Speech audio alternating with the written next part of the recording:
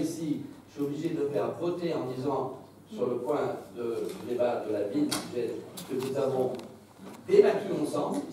Donc, bien sûr, vous resterez encore frustrés, j'en suis fort mari, mais enfin, vous en remettrez, parce que la frustration me paraît une frustration, je dirais, d'avocat, et de rien d'autre.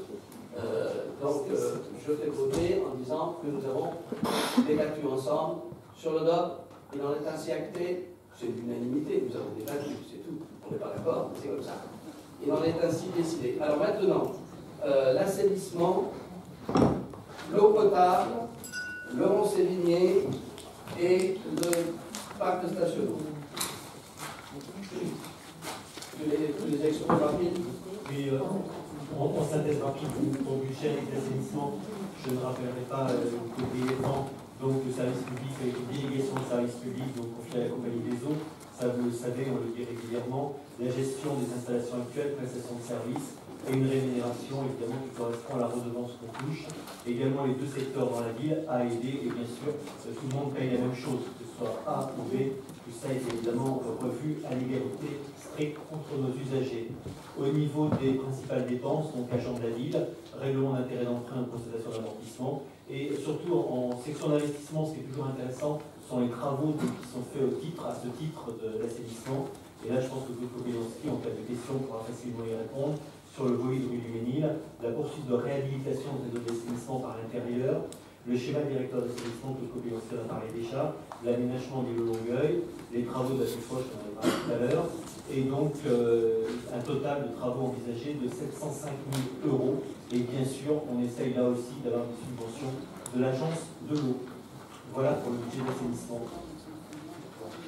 Je parle peut-être des autres. Oui, de manière que chacun puisse s'exprimer. Donc je dirais que pour l'eau, c'est pareil, et également la Compagnie des eaux des Olympiques pour 12 ans, délégation de service public, avec donc la perception d'un parc communal de l'eau, qui est assez logique, nous l'appelons tous, et donc comme opération envisagée sur 2018, les dépôts de débitmètres avec des équipements hydrauliques, les renouvellements de conduites de distribution d'eau, vous savez on le fait régulièrement tous les ans, et évidemment la desserte de Longueuil, un total de travaux de 670 000 €.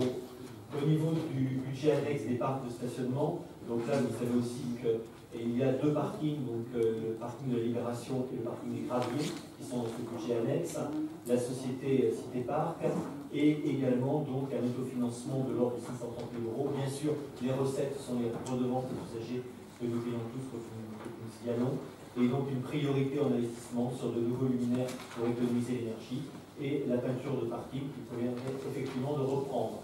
Enfin, pour le budget annexe du Mont-Sévigné, là aussi je pense que Véronique Bertrand-Baranda pourra vous en parler si vous le souhaitez, pour aller au-delà, pour qualifier sur les différents lots, donc le fait que ça se remplit et que ça se remplit bien pour ceux qui ont été vendus, dont le dernier a été vendu et régularisé en février dernier. Voilà. Et donc, il y a déjà 700 000 € de remboursés au 31 décembre 2017. Voilà. Et sur le parc de stationnement, c'est réglé. Et y a-t-il des remarques? Allez-y, M. Moreau. Merci à Claude d'avoir précisé les objectifs du schéma d'assainissement. Ma question elle est sur le budget annexe assainissement et eau potable, puisqu'en fait la note précise que le contrat a été passé pour une durée de 12 ans, pour être amené à 8 ans en fonction des objectifs de performance de la compagnie. 8 ans, ça nous met dans 18 mois. Donc ça veut dire que si on challengeait la compagnie, qu'on s'apercevait que justement il y a une question en termes de performance, on serait déjà dans notre planning assez serré pour le renouvellement. Donc je voudrais savoir ce que la commune a prévu pour interroger, simplement entrer en phase contradictoire sur cette question des performances. Ça vaut le coup, puisque le contrat nous permet, ça vaut le coup de poser la question et d'essayer de regarder ça. Ça n'est pas tout à fait saisi ce que vous voulez dire. C'est-à-dire qu'il est écrit très clairement que oui, vous pourriez ramener la durée du contrat à 8 ans pour trouver un autre délégataire si la performance ne donne pas satisfaction à la commune, oui, ce qui est une bonne mesure. Je voudrais savoir si cette mesure n'est pas que rhétorique, si elle est réelle.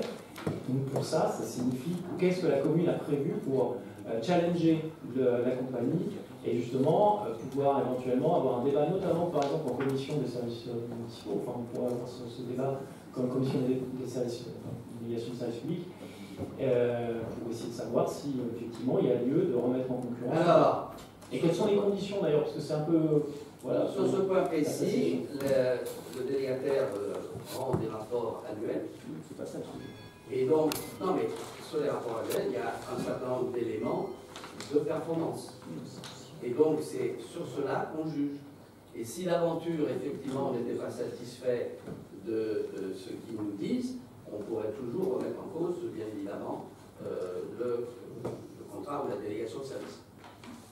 C'est comme ça qu'il faut le voir. Donc, de ce côté-là, je crois qu'on a une certaine souplesse, et bien sûr, il faut surveiller les délégataires à longueur de temps. Ça, je ne fais pas dire.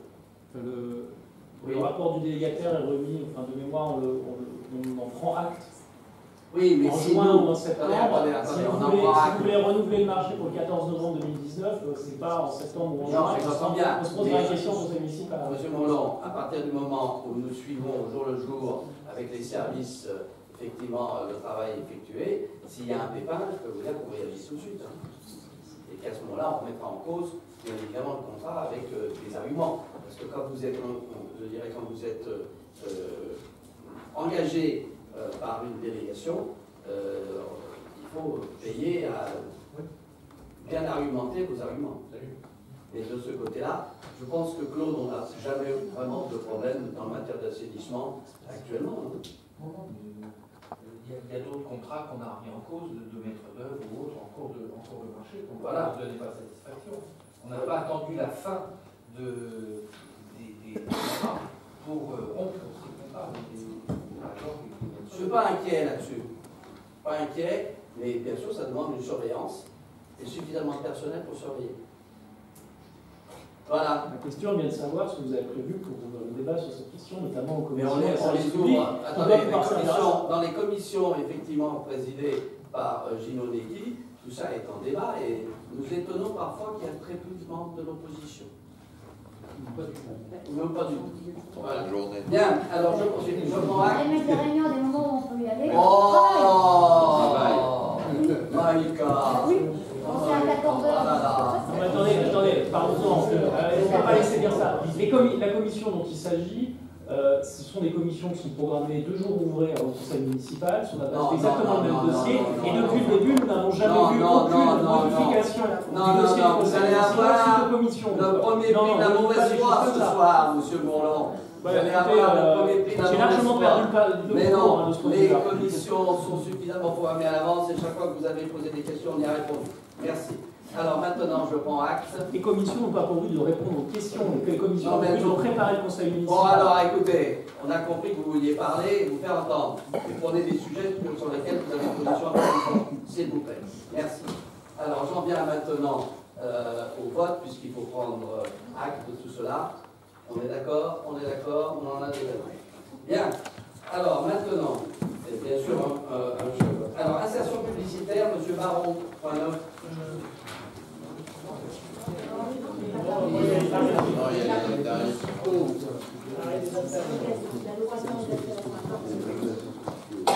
Je suis au point 4. Ah bah non, Insertion. on est au 9. Oh, pardon, bien sûr, excusez-moi. C'est moi qui ai tourné trop rapidement ma feuille. Je suis d'accord avec vous. Donc, le point 9, c'est les insertions publicitaires. Qu'est-ce que c'est cette histoire?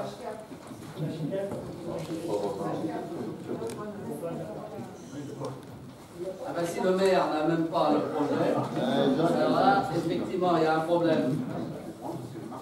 Tenez, ça vient de chez vous. Ah oui, ouais, l'alliance officielle, je l'avais prise aussi. Bien, merci. Alors, tarifs municipaux, location des installations sportives. Allez, on y va. Et donc on a revu les tarifs, on nous propose de regarder la grille tarifaire parce que pour répondre d'abord à justement que nous avons souvent de sociétés ou d'associations qui sont en dehors de la ville, donc qui voudraient louer nos différentes salles mises à disposition et on a revu ces tarifs en fonction aussi des coûts, entre autres des coûts d'éclairage, de coûts de fonctionnement. Donc vous avez toute la liste de chaque salle. On a des demandes, il faut que vous sachiez, on a des demandes de plus en plus de villes extérieures pour des manifestations à titre commercial ou payant. C'est pour ça qu'on fait payer les salles, puisque là, les sociétés qui nous demandent ça font du bénéfice. Je rassure les gens, pour les associations sportives à titre de bien sûr, les installations sont toujours gratuites. Je tenais à apporter cette précision. Et on a fixé aussi un tarif de remise en état, parce que lorsque les différentes sociétés, même si elles louent les salles, au prix qu'on nous propose, il y a toujours des remises en état qui coûtent cher, donc on les facture aussi, ce qui rentre complètement dans une norme commerciale quand ça nous est demandé comme société. Donc on